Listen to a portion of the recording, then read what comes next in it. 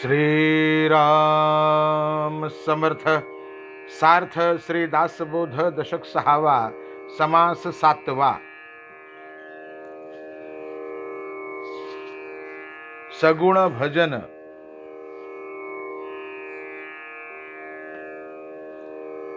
मनी धरावे ते होते विघ्न अवघे चिनासोन जाते।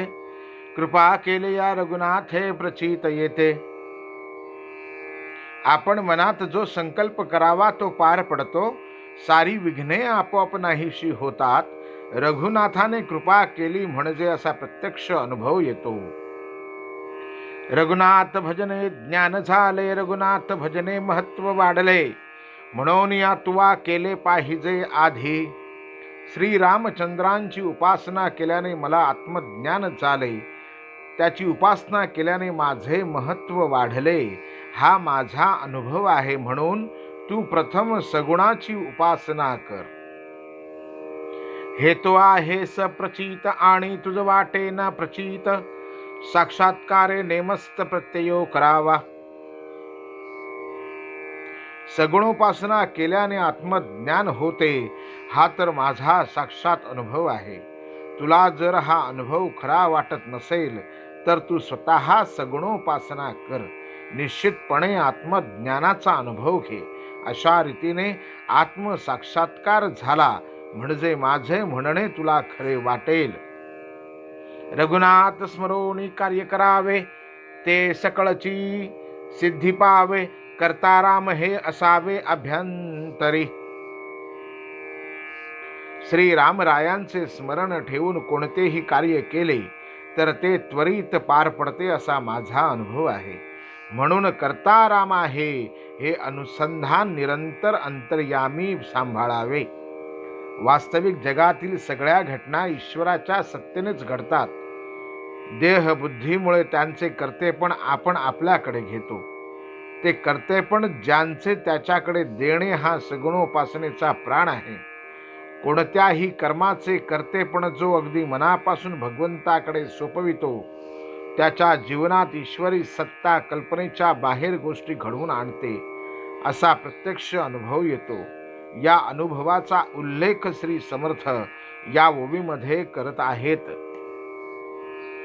करता राम मी नव्हे आपण ऐसे सगुण निवेदन, निर्गुणे ते अनन्य निर्गुणचे होईजे।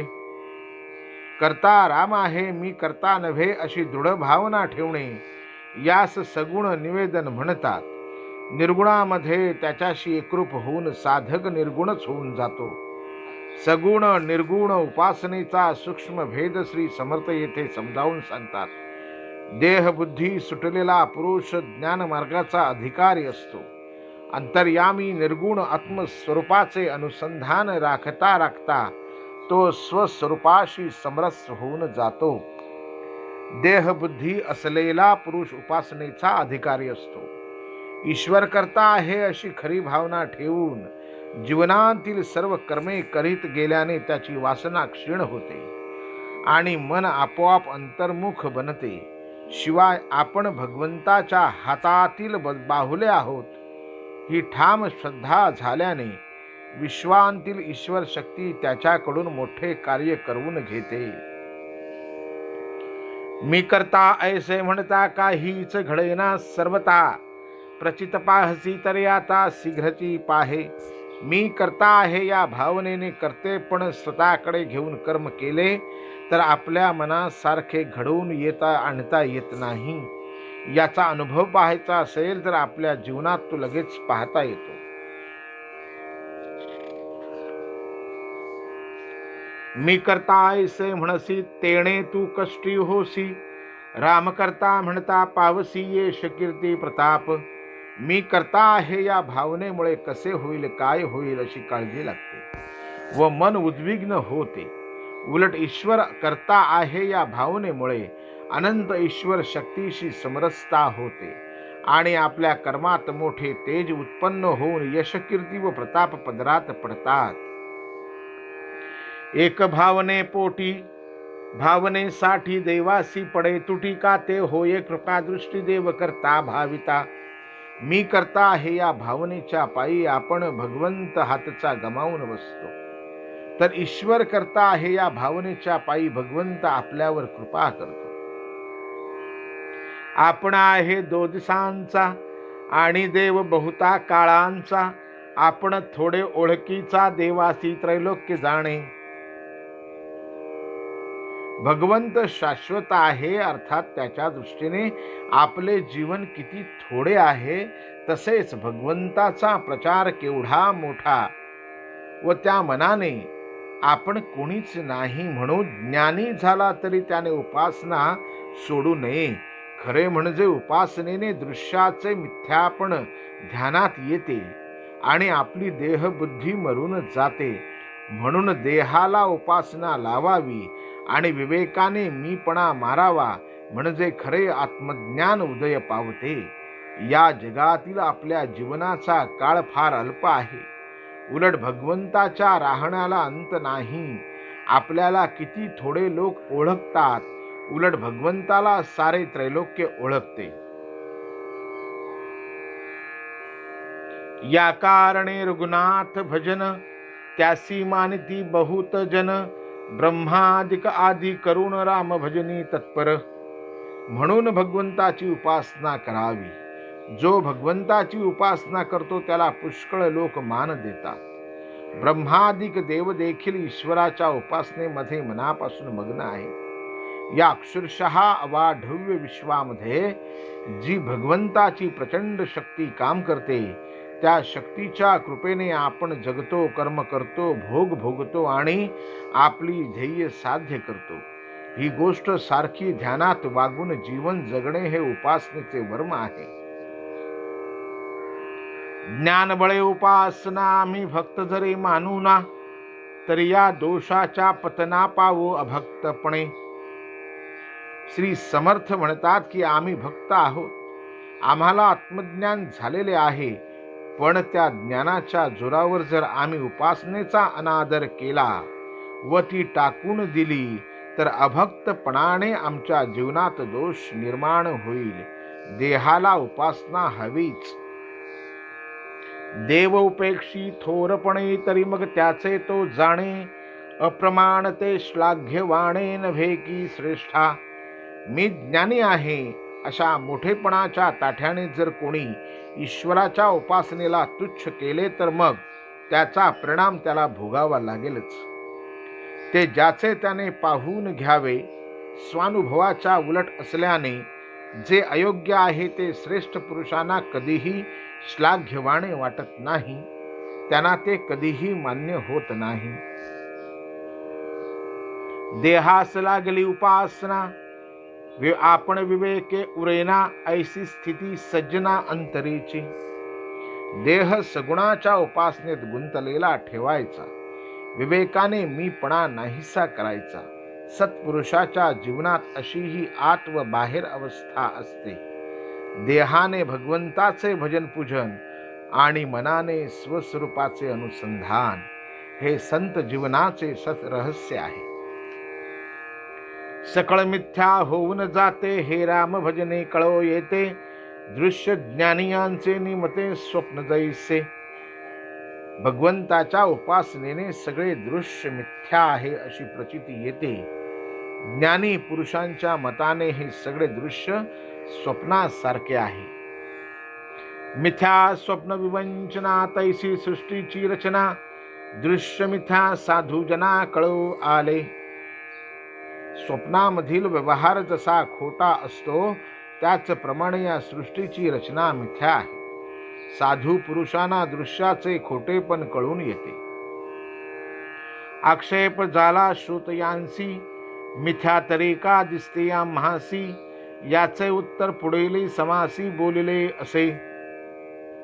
श्रोत्यांची शंका होती की दृश्य जर खरे खोटे आहे तर ते आम्हाला दिसते का. त्याचे उत्तर पुढील समासात सांगितले आहे. इति श्री दास बोधे गुरु शिष्य संवादे सगुण भजन नाम समास 7वा समाप्त. दृश्य निरसन समास 8वा. प्रत्येक माणूस क्षणोक्षणी अनुभव घेतो. अनुभवाच्या क्रियेमध्ये 2 भाग असतात, आढळतात. अनुभव घेणाऱ्याला वस्तू प्रत्यक्ष दिसते हा पहिला भाग होय. सर्व सामान्य माणसांच्या इंद्रियांची रचना सारखी असल्याने सर्व माणसांना जगातील वस्तू सारख्याच दिसतात. उदाहरणार्थ, आपले गाव सोडून कधी बाहेर न पडलेल्या शेतकऱ्याला चंद्र जसा दिसतो तसाच प्रत्यक्ष चंद्रावर जाऊन आलेल्या व्यक्तीला तो दिसतो. पाहणाऱ्याने वस्तू पाहिली की तिचा अर्थ त्याला कळतो. अनुभवातील हा दुसरा भाग होय. सामान्यपणे सारख्या सामाजिक वातावरणात वाढलेल्या माणसांची मनोरचना एका साच्याची असते. त्यामुळे 90% माणसांना त्याच वस्तूचा किंवा त्याच घटनेचा तोच अर्थ कळतो. माणसाचे मन अर्थ समजते. मनाचे रूप जसे बदलत जाते तसा त्याच वस्तूचा अर्थ समजण्यात फरक पडतो. उदाहरणार्थ, लहान मुलीला आईचा अर्थ कळतो, पण वयात आल्यावर विवाह होऊन ती स्वतः आई झाली म्हणजे तिला आईचा निराळाच अर्थ समजतो. मनाचे स्वरूप जर पार बदलून टाकले तर वस्तूचा अगदीच नवा अर्थ समजतो. मग या नव्या अर्थाच्या दृष्टीने जुना अर्थ खोटा, भ्रम किंवा केवळ भास होता असे वाटते. जो पुरुष साधनाने आपली मनोरचना आमूलाग्र बदलून टाकतो त्या संत म्हणतात. जगातील वस्तू जशी आपल्याला दिसते तशीच ती संताला दिसते, पण त्याला कळणारा वस्तूचा अर्थ मात्र अगदीच निराळा असतो. तो स्वतः अंतर्यामी आत्मस्वरूप झाल्याने सर्व विश्व त्याला परमात्म स्वरूप दिसते. अर्थात जे पंचभूतात्मक दृश्य विश्व आपल्याला सर्वस्वी खरे वाटते ते संतांना मिथ्या वाटते, खरेपणाचा केवळ भास आहे असे वाटते. संत संगतीने जीवाची अविद्या कमी होत जाते. ती कमी झाली की आपली कल्पना बदलत जाते. कल्पना बदलली की सध्या दिसणारे जगाचे स्वरूप बदलते आणि मग ते जसे खरे आहे तसे अनुभवास येते. श्रीराम. मागा श्रोती पुसले होते, दृश्य मिथ्या तरी का दिसते, याचे उत्तर बोलजेल ते सावध ऐका. दृश्य मिथ्या असून दिसते का हा खरा प्रश्न आहे. याचे उत्तर असे, जड मूढ व अज्ञानी जीव ज्यांना अनुभव येतो व संत महंत ज्ञानी पुरुषांना अनुभव येतो, यापैकी संतांचा अनुभव खरा मानावा. मागे श्रोत्याने विचारले होते की जर दृश्य खोटे आहे तर ते दिसते का. या प्रश्नाचे उत्तर आता सांगतो, ते लक्ष देऊन ऐकावे. देखिले ते सत्यची मानावे, हे ज्ञानाचे देखणे नव्हे. जडमूढ अज्ञान जीवे हे सत्य मानिजे. इंद्रियांना जे दिसते तेच खरे मानायचे हे काही ज्ञानी माणसांचे पाहणे नव्हे. जडमूढ व अज्ञानी जीव त्यास खरे मानतात. एका देखिल्यासाठी लटक्या कराव्या ग्रंथकोटी. संता महंतांच्या गोष्टी त्याही मिथ्या मानाव्या. केवळ इंद्रियांना दिसते म्हणून ते खरे मानले तर कितीतरी वेदांत ग्रंथ खोटे ठरवावे लागतील. इतकेच नव्हे तर साधू संतांची वचने खोटी म्हणावी लागेल. माझे दिसते हेची खरे, येथे चालेना दुसरे. ऐशिया संशयाच्या भरे भरोची नाही. माझ्या इंद्रियांना दिसते तेच खरे, त्याच्या पुढे मला दुसऱ्या कशाचे महत्व वाटत नाही. असल्या संशयाच्या आग्रहाने भरीस पडू नये. श्रीराम समर्थ.